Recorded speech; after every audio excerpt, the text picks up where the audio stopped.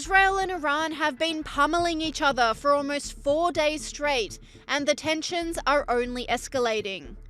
Whilst Israel is targeting strategic nuclear sites in Iran in an attempt to minimise casualties, Iran is going hell for leather, recklessly attacking Israel with missiles directed at central Tel Aviv, which is putting countless civilian lives and livelihoods at risk.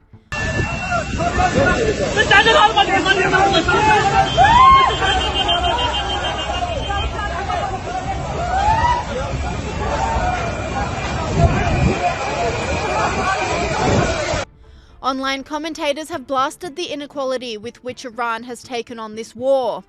Just behind me, you can see the difference. Israel is targeting Iran's nuclear program, Iran's terrorism, Iran's nuclear scientists. The Iranians, on the other hand, are targeting Israeli civilians, Israeli women and children, Israeli innocents. We're going to fight this war, and as leader of the opposition, I'm telling the world, we are all united against Iran's nuclear program and against Iran's vicious and evil plans. They will not prevail, we will.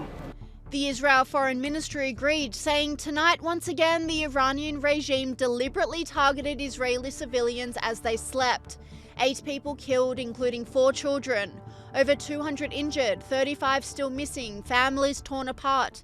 Iran targets innocents. Israel targets nuclear and military sites to stop the world's most dangerous terror regime from acquiring the world's most dangerous weapons. We will do whatever it takes to defend our people. Israel is doing what must be done. Online commentator Drew Pavlu agreed, saying Israel took out the upper echelons of the Iranian military command and control structure, so Iran responds with random, indiscriminate missile strikes on Israeli cities. When do the human rights marches start for Israeli civilians being targeted? And this commentator doubled down with this footage of destruction in central Tel Aviv.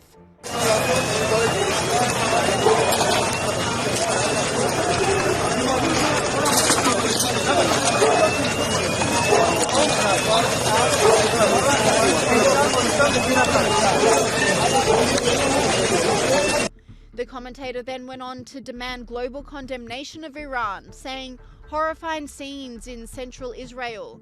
Iran is firing missiles at innocent civilians. Where is the outrage around the world? And whilst Iran is blasting Israel without any rhyme or reason, Israel's Prime Minister Benjamin Netanyahu is defending the right of Iranians to be free. Tonight I wish to speak to you, the proud people of Iran. We're in the midst of one of the greatest military operations in history, Operation Rising Lion. The Islamic regime, which has oppressed you for nearly 50 years, threatens to destroy my country, the State of Israel. The objective of Israel's military operation is to remove this threat, both the nuclear threat and the ballistic missile threat to Israel. And as we achieve our objectives, we're also clearing the path for you to achieve your objective, which is freedom. US President Donald Trump doubled down, saying he hopes there will be a deal between the warring nations. Can you give us a sense of what you're doing to try to de-escalate the situation between Iran and Israel? Well, I hope there's going to be a deal. I think it's time for a deal, and we'll see what happens. But sometimes they have to fight it out, but we're going to see what happens. I think there's a good chance there'll be a deal. And whilst Israel and the US are trying to minimize civilian casualties, Iran and its allies are doing the opposite. Like this chilling message that Pakistan will be ready to attack Israel with a nuclear weapon if necessary. What's been happening these past few days? All the Arab countries called and said, we support you. Pakistan has said, if Israel is going to use an atomic bomb, we will hit Israel with an atomic bomb. The feelings of Muslims in the region will extraordinarily increase. The stronger we act, the more our people cooperate with the armed forces. As we pass through this situation, on the other side, an ocean of political, military, and economic progress will, God willing, be ahead of our nation. این چند روز چه اتفاقی افتاده؟ تمام کشورهای عربی تماس گرفتن و گفتن ما از شما حمایت میکنیم. پاکستان گفته اگر اسرائیل بخواد بمب و اتم بزنه ما به اسرائیل بمب اتم خواهیم زد. احساسات مسلمان ها تو منطقه فوق‌العاده رو به افزایش خواهد بود.